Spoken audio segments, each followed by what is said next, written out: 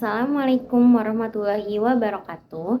Yang saya hormati Ibu Medita Ayu Wulandari MPD selaku dosen pengampu mata kuliah IPS SD dan kepada teman-teman saya yang saya banggakan. Melalui video ini, saya Tazkia Alia Fauzia dengan NIM 250600116 akan mempresentasikan hasil tugas akhir saya mengenai pengembangan perangkat pembelajaran. Video ini akan merangkum komponen perangkat pembelajaran yang telah saya susun. Selamat menyaksikan. Kali ini saya membawa materi ekonomi untuk siswa SD kelas 4. Dalam modul pembelajaran ada beberapa komponen. Yang pertama ada identitas modul. Di identitas modul ini ada nama penyusun, satuan pendidikan, kelas, alokasi waktu, dan tahun penyusun. Nama penyusunnya saya sendiri, Tazkia Alia Fauzia dengan NIM 250600116, satuan pendidikan SDIT Almanar Purwakarta, kelas 4 atau fase B, alokasi waktunya 4 kali 35 menit atau 2 pertemuan, tahun penyusunnya tahun 2026. Yang kedua, capaian pembelajaran dan tujuan pembelajaran. Capaian pembelajaran atau CP, pada akhir fase B, peserta didik mampu menerapkan kegiatan ekonomi masyarakat di lingkungan sekitar. Peserta didik juga mampu mengenali keterkaitan aktivitas ekonomi dengan kebutuhan hidup, peran pelaku ekonomi, serta menanamkan nilai tanggung jawab, kerjasama, dan gotong royong dalam kegiatan belajar. Lalu tujuan pembelajarannya atau TP, di sini ada 4. Yang pertama, peserta didik dapat menjelaskan pengertian kegiatan ekonomi, produksi, distribusi, dan konsumsi dengan benar. Yang kedua, peserta didik dapat mengidentifikasi contoh kegiatan ekonomi di lingkungan sekitar secara tepat. Yang ketiga, peserta didik mampu menyusun dan mempresentasikan rencana sederhana market day secara kelompok dengan kerjasama yang baik. Yang keempat, peserta didik menunjukkan sikap jujur, percaya diri, tanggung jawab, dan disiplin dalam simulasi market day. Lalu yang ketiga di sini ada pemahaman bermakna dan pertanyaan pemantik. Yang pertama pemahaman maknanya dulu. Pemahaman bermaknanya di sini ada kegiatan ekonomi ada di sekitar kehidupan kita sehari-hari. Melalui kegiatan seperti market day, peserta didik dapat belajar memahami peran produsen, distributor, dan konsumen secara langsung. Yang kedua, pertanyaan pemantiknya di sini saya mengambil 4. Yang pertama, dari mana asal barang yang kita beli dan gunakan setiap hari? Mengapa orang melakukan kegiatan jual beli? Bagaimana cara agar kegiatan jual beli berlangsung dengan tertib dan jujur? Lalu apa yang harus disiapkan agar market day bisa berjalan dengan baik? Nah, di sini yang keempat ada materi pembelajaran. Materi pembelajaran itu dibagi menjadi 2. Yang pertama ada peta konsep dan yang kedua ada uraian materi esensial. Di sini materi pembelajarannya dalam peta konsep atau mind map. Di sini saya mengambil kegiatan ekonomi, terus kegiatan manusia untuk memenuhi kehidupan hidupnya sehari-hari. Dibagi menjadi 3, ada kegiatan produksi, kegiatan distribusi, dan kegiatan konsumsi. Apa sih kegiatan produksi itu? Kegiatan produksi adalah kegiatan menghasilkan barang atau jasa untuk memenuhi kebutuhan manusia. Contohnya, petani menanam padi, pengrajin membuat gerabah, penjual roti membuat roti. Tujuannya menghasilkan barang atau jasa agar kebutuhan manusia terpenuhi. Lalu yang kedua ada kegiatan distribusi. Apa sih kegiatan distribusi itu? Kegiatan distribusi adalah kegiatan menyalurkan atau menyampaikan barang atau jasa dari produsen kepada konsumen. Nah, contohnya pengangkut pengantar barang ke toko, terus pedagang menjual barang di toko, terus kurir mengangkat barang ke rumah pembeli. Nah, tujuannya supaya si barang atau jasa ini sampai ke tangan konsumen dengan tepat. Lalu yang ketiga ada kegiatan konsumsi. Kegiatan konsumsi adalah kegiatan menggunakan barang atau jasa untuk memenuhi kebutuhan hidup. Contohnya, makan makanan sehari-hari, terus membeli pakaian di toko, menggunakan buku atau untuk belajar. Tujuannya memenuhi kebutuhan hidup agar dapat hidup sehat dan nyaman. Jadi kesimpulannya, kegiatan produksi, distribusi, dan konsumsi saling berkaitan dan membantu manusia memenuhi kebutuhan hidupnya. Lalu di sini ada uraian materi esensial. Yang pertama ada kegiatan produksi. Sama ya seperti tadi, hanya saja lebih diuraikan. Kita singkat saja selanjutnya. Dalam materi juga ada fakta, konsep, prosedur, dan prinsip yang relevan dengan topik. Lalu koneksi materi dengan konteks lokalnya. Materinya dikaitkan dengan kegiatan ekonomi di lingkungan sekitar sekolah atau rumah, misalnya seperti warung, pasar tradisional, penjual makanan, dan usaha kecil yang sering ditemui oleh peserta didik atau siswa. Nah, di sini ada lebih lengkapnya lagi materi yang tentang mengenai kegiatan ekonomi sudah saya cantumkan. Ini bersumber dari buku IPAS kelas 4 SD. Lalu yang kelima ada kegiatan pembelajaran. Nah, pada pertemuan pertama ini materinya mengenai pengertian kegiatannya dulu nih, kegiatan ekonomi. Nah, pada kegiatan awalnya, yang pertama ada orientasi. Guru membuka kelas dengan mengucapkan salam pembuka dan KM memimpin doa bersama untuk memulai pembelajaran dengan religius. Lalu, presensinya bertanya jawab. Untuk mengecek kehadiran siswa, guru menanyakan kabar dengan cara menyebutkan apa binatang favoritnya dan mendoakan agar semua anggota keluarga dalam kondisi sehat. Lalu, asesmen diagnostik non-kognitifnya misalnya, apa kabar hari ini? Apakah semuanya hadir? Apakah tadi malam sudah belajar? Bagaimana perasaan kalian ketika akan berangkat sekolah? Nah, lalu yang ketiga, siswa diingatkan untuk selalu mengutamakan sikap disiplin setiap saat dan manfaatnya bagi menggapai cita-cita. Yang keempat, nasionalisme. Siswa menyanyikan lagu Indonesia Raya sebagai penguat karakter nasionalis. Yang kelima, supaya tidak bosan atau misalnya memantik semangat anak-anak, dilakukan dulu ice breaking dengan tepuk semangat. Di sini sudah ada link YouTube-nya, jadi nanti ditampilkan di papan interaktif seperti itu. Lalu yang keenam, guru menyampaikan tujuan pembelajaran hari ini. Nah, kegiatan awal itu berlangsung selama 10 menit. Yang kedua ada kegiatan inti.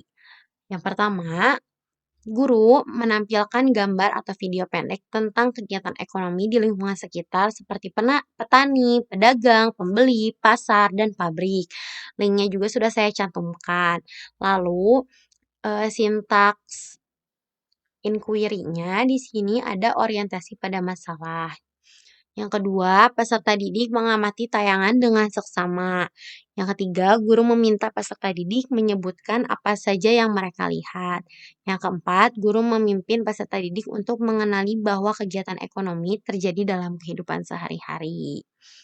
Nah, yang kelima, sintaks inquiry-nya termasuk kepada merumuskan masalah pada poin 5 dan 6. Pada poin 5, guru memancing rasa ingin tahu peserta didik nih dengan pertanyaan misalnya, siapa saja yang bekerja di lingkungan sekitar kita? Apa pekerjaan mereka? Barang atau jasa apa yang mereka hasilkan? Bagaimana cara mereka menjual atau menyampaikan hasil pekerjaannya? Seperti itu. Lalu, yang keenam, peserta didik diajak menyampaikan pertanyaan atau pendapat bersama berdasarkan hasil pengamatan. Nah, pada poin 7 sampai poin 9 termasuk sintaks mengajukan hipotesis atau dugaan sementara. Pada poin 7 ini, guru meminta peserta didik menebak jawaban sementara dari pertanyaan yang sudah dibuat. Misalnya, ya pada nomor 8, peserta didik menyampaikan dugaannya. Misalnya, pedagang termasukkan kegiatan distribusi, terus ibu membuat kue termasuk kegiatan produksi. Anak membeli makanan termasuk kegiatan konsumsi. 9, guru memberikan kesimpulan bahwa dugaan tersebut akan dibuktikan melalui kegiatan wawancara atau diskusi.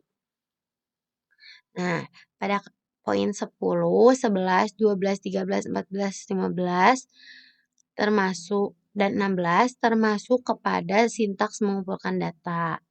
Nah, di sini guru mulai membagi peserta didik ke dalam beberapa kelompok kecil. Lalu setiap kelompok mendapat tugas untuk mewawancarai orang-orang di lingkungan sekitar sekolah atau rumah yang melakukan kegiatan ekonomi, misalnya pedagang, pokoknya yang ada di sekitar aja. Lalu pada poin 12, guru memberikan panduan wawancara sederhana, misalnya nama narasumbernya siapa, terus jenis kegiatan ekonomi yang dilakukannya apa, barang atau jasa yang dihasilkannya apa, kepada siapa barang dan jasa tersebut dijual atau diberikan, mengapa narasumber memilih pekerjaan tersebut. Nah, itu panduan wawancaranya. Lalu pada poin 13, peserta didik menuliskan hasil wawancara pada lembar kerja yang disiapkan oleh guru. Poin 14, jika wawancara dilakukan di dalam kelas, guru dapat menggunakan simulasi wawancara dengan teman sekelasnya. Tapi pada kegiatan ini saya menyuruh peserta didik untuk di luar ruangan gitu ya, nggak di kelas. Jadi mereka suruh di sekitar sekolah aja ke pedagang-pedagang yang ada di sekitar sekolah gitu.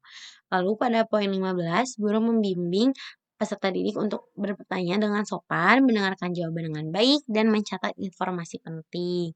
Kegiatan 16, kegiatan ini membantu peserta didik memahami secara langsung contoh kegiatan produksi dan distribusi konsumsi di lingkungan sekitar. 20, sintaksnya termasuk mengolah data. Pada poin 17, peserta didik mendiskusikan hasil wawancara dalam kelompok. 18, setiap kelompok mengelompokkan hasil wawancara ke dalam jenis kegiatan ekonomi, yaitu produksi, distribusi, atau konsumsi. Lalu di sini tugas guru membimbing peserta didik untuk menyimpulkan hubungan antara pekerjaan narasumber dengan kegiatan ekonomi. Yang ke-20, peserta didik menuliskan hasil kesimpulan kelompok pada lembar kerja. Nah, pada poin 21 sampai 24 termasuk sintaks membuktikan hipotesis. Pada poin 21, setiap kelompok menampilkan hasil wawancara di depan kelas. Jadi masing-masing mempresentasikannya.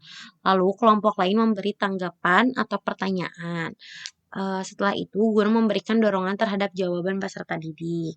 Lalu, guru menekankan bahwa banyak kegiatan ekonomi yang terdapat di lingkungan sekitar dan segala sesuatu yang berkaitan. Pada poin kegiatan awal ini terdiri dari 50 menit. Lalu, kegiatan penutup. Yang pertama, guru mengajak peserta didik untuk melakukan refleksi pembelajaran seperti bagaimana pelajaran kalian hari ini, terus gimana perasaan kalian, lalu kegiatan ekonomi apa yang paling mudah kalian pahami, terus apa contoh kegiatan ekonomi di rumah atau di lingkungan sekitar. Jadi ditanya lagi untuk mengingatkan kembali siswa gitu ya. Lalu yang kedua ada peserta didik menyampaikan kesimpulan pembelajaran dengan guru membimbing gitu ya. Yang ketiga, guru bersama peserta didik merangkum materi tentang produksi, distribusi, dan konsumsi. Yang keempat, guru memberikan dorongan bahwa kegiatan ekonomi ada di lingkungan sekitar kehidupan mereka gitu. Lalu yang kelima, guru menyampaikan informasi bahwa pada pertemuan berikutnya peserta didik akan melakukan kegiatan market day. Jadi kasih tahu dari sebelumnya. Lalu yang keenam, guru menutup pelajaran dengan berdoa dan salam, dan doanya diwakilkan oleh ketua murid. Nah, kegiatan penutup ini terdiri dari 10 menit. Ada pertemuan 2, materinya mengenai penerapan kegiatan ekonomi melalui market day. Alokasi waktunya masih sama 2 kali 35 menit atau 70 menit. Nah, di sini untuk kegiatan awalnya masih sama ya seperti pada pertemuan pertama. Guru memberi salam, terus dilanjut siswa menyanyikan lagu, lalu guru mengabsen dan mengulas kembali materi sebelumnya. Menjelaskan bahwa pada pertemuan ini peserta didik akan melaksanakan market day sebagai proyek pembelajaran. Lalu yang kelima, guru menyampaikan tujuan kegiatan yaitu agar peserta didik memahami kegiatan ekonomi melalui pengalaman langsung. Yang keenam, Guru menjelaskan bahwa pembeli dan dalam market day adalah peserta didik dari kelas lain, misalnya dari kelas 1 sampai kelas 6 gitu ya, kecuali mereka tapi boleh yang kalau misalnya mereka mau jajan-jajan juga boleh. Lalu ya pada poin 7 guru menyampaikan aturan kegiatan seperti sikap sopan kepada pembeli, menjaga kebersihan dan kenyamanan, jujur dalam transaksi, bekerja sama dalam kelompok, bertanggung jawab terhadap tugas masing-masing. Yang kedelapan, guru membuat tugas dalam kegiatan proyek, misalnya ketua, penjual, penata, dan penata barang. Yang kesembilan, guru menyiapkan alat dan perlengkapan yang diperlukan, seperti meja stand, barang jualan, label harga, uang mainan, dan lembar transaksi. Tapi di sini saya akan market day-nya beneran gitu ya. Jadi siswa benar-benar eee, menjual barang asli, lalu uangnya juga uang asli. Lalu kegiatan inti dengan durasi 50 menit. Yang pertama, guru mengajukan pertanyaan mendasar. Bagaimana cara menjual barang dengan baik kepada pembeli? Lalu didik menanggapi ya pertanyaan guru. Lalu guru mengarahkan peserta didik dan pada pemahaman dan memberikan pemahaman bahwa market day adalah proyek untuk menanamkan kegiatan ekonomi secara sederhana. Lalu pada poin 7 sampai poin 12, sintaks PJBL-nya itu mendesain perencanaan proyek. Guru bersama peserta didik menyusun rencana hari pasar.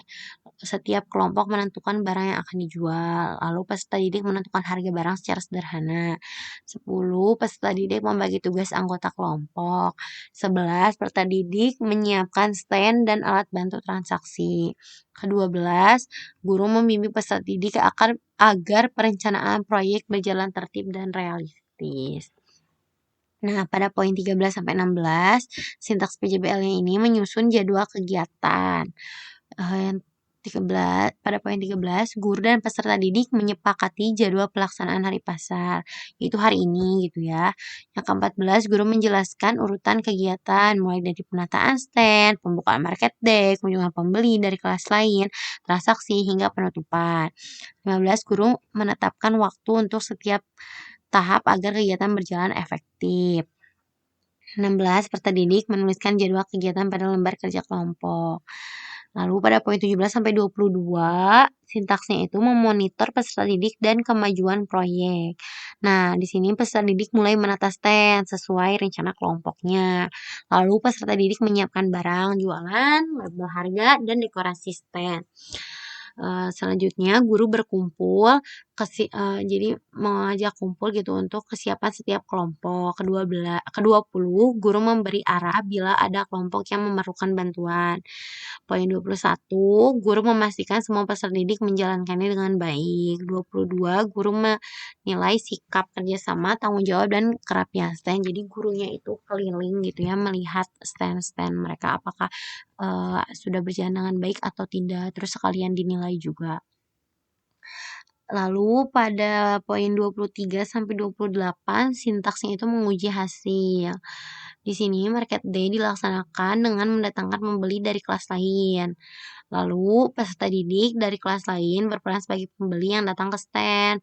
Peserta didik dalam kelompok bertugas melayani pembeli, menawarkan barang, menerima pembayaran, dan mencatat transaksi. Poin 26, peserta didik menerapkan komunikasi yang sopan, percaya diri, dan jujur. 27, guru mengamati dan menilai transaksi peserta didik. 28, setelah pembelian selesai, peserta didik menghitung hasil penjualan sederhana. Nah, pada poin 29 sampai 33 termasuk sintaks mengevaluasi pengalaman. Nah, setelah market day ini selesai, guru langsung mengajak peserta didik duduk lagi ke kelasnya untuk melakukan refleksi. Terus tiap kelompok menceritakan pengalaman mereka saat proyek itu berlangsung. Terus 33 guru mengajukan pertanyaan refleksi, misalnya apa yang paling menentang saat market day, terus apa yang membuat pembeli tertarik membeli barang kalian, terus apa manfaat kerjasama dalam proyek ini. Terus pada poin 32, guru menegaskan hubungan market day dengan kegiatan produksi, distribusi, dan konsumsi. Guru juga memberikan penguatan tentang nilai-nilai yang muncul selama kegiatan seperti kerjasama, jujur, disiplin, tanggung jawab, dan percaya diri. Nah, selanjutnya kegiatan penutup. Di sini, guru mengajak peserta didik untuk menyimpulkan pembelajaran hari itu. Terus peserta didik juga menyampaikan kesan dan pelajaran yang diperoleh dari market day. Lalu, guru memberikan penghargaan kepada seluruh kelompok atas partisipasi dan kerjasamanya. Yang keempat, guru menyampaikan refleksi akhir dan umpan balik singkat. Misalnya ya seperti biasa ya, bagaimana perasaan kalian, seperti itu. Lalu yang kelima, guru menutup pelajaran dengan berdoa dan salam yang dipimpin oleh KM. Kegiatan penutup ini berlangsung selama 10 menit. Pada poin 7, rancangan asesmen. Yang pertama ada asesmen diagnostik, terus asesmen formatif. Ini ada LKPD tugas kelompok yang sebelumnya itu pada poin pertama pada pertemuan pertama ya. Jadi mereka disuruh menulis nama pelakunya, terus apa sih barang hasil dan jasanya. Ini bisa difoto gitu ya. Lalu asesmen sumatifnya ini rubrik penilaian untuk market day. Karena di sini saya asesmennya itu berupa market day ya, jadi proyek. Jadi ini ada rubrik penilaiannya. Yang pertama kriteria penilaian, ada kualitas dan kreativitas produknya. Kalau skornya 4 itu berarti sangat baik, kalau 3 itu baik, 2 itu cukup, dan perlu bimbingan itu 1. Nah, kalau 4 berarti produknya sangat rapi, bersih, menarik, dan punya ide yang unik dan kreatif. Terus kalau baik berarti produk rapi, menarik, tetapi idenya umum gitu ya, biasa aja. Kalau cukup itu berarti barang atau produknya kurang rapi atau kurang bersih, tetapi masih layak dijual. Kalau satu misal produk tidak rapi, tidak bersih, dan tidak layak dijual. Lalu ada penentuan harga dan kelayakan. Kalau 4 berarti harga produk sangat pas, nggak kemahalan, terus sesuai dengan kualitas barang atau makanannya. Kalau 3 berarti harga produknya cukup pas, tetapi sedikit terlalu mahal atau terlalu murah dibanding kualitasnya. Kalau cukup atau poin 2 berarti harganya kurang sesuai dengan produk yang dijual. Kalau 1 berarti harganya asal-asalan dan tidak masuk akal untuk ukuran anak SD. Nah, lalu kekompakan dan kerjasamanya. Kalau 4 berarti semua anggota kelompoknya berbagi tugas dengan adil dan saling membantu. Kalau 3 berarti sebagian besarnya yang bekerja, terus ada 1 atau 2 anak yang pasif gitu ya. Kalau poinnya 2 berarti hanya beberapa anak saja yang sibuk bekerja, sisanya bermain. Kalau 1 berarti kelompok tidak kompak dan sering terjadi pertengkaran atau kebingungan, jadi kayak perlu bimbingan gitu. Lalu promosi dan pelayanan konsumen. Kalau 4 berarti sangat sopan, ramah, semangat, menawarkan dagangan, dan menghitung uang kembalian dengan jujur atau tepat. Kalau misalnya 3 berarti sopan, ramah, tetapi masih malu-malu gitu ya saat menawarkannya. Kalau 2 berarti kurang ramah, atau misalnya masih bingung saat menghitung uang kembalian. Kalau 1 berarti tidak melayani pembeli dengan baik dan tidak ada usaha promosi. Lalu kebersihan stand atau meja jualannya. Kalau 4 berarti lapak jualannya sangat bersih, rapih, dan langsung dibersihkan setelah acaranya selesai. Kalau 3 berarti lapak jualan cukup bersih, hanya ada sedikit sampah yang tertinggal. Kalau 2 lapak jualan berantakan selama acara, terus baru dibersihkannya pas di akhir. Terus kalau 1 berarti meja jualan sangat kotor dan kelompok tidak mau membersihkannya. Nah, nilai akhirnya itu, ini di sini ada rumusnya. Jadi total skor yang diperoleh dibagi skor maksimal yaitu 20 lalu dikalikan 100. Nah, di sini juga ada lembar peserta didik ya atau LKPD. Nah, di sini ada tujuan pembelajarannya, terus ada petunjuk pengerjaannya juga, terus ada kegiatan dan aktivitas belajarnya. Ini sebelum market day gitu. Lalu ada fase pelaksanaan dan pencatat. Jadi di sini tuh ada buku kas penjualannya. Misalnya apa yang dia jual, terus jumlah yang terjualnya ada berapa, harga satuannya apa gitu, total uang yang masuknya ada berapa gitu. Ini setelah market day-nya. Terus anak-anak tuh disuruh menganalisis keuntungan dan kerugian, lalu rekayasa alur kegiatan ekonomi. Nah, terus pada poin 4 ini ada pertanyaan refleksi. Lalu pada poin 5 ada kolom untuk penilaian guru ya. Tadi sama seperti rubrik penilaian seperti itu, tapi ini eh, tentang keuangannya gitu.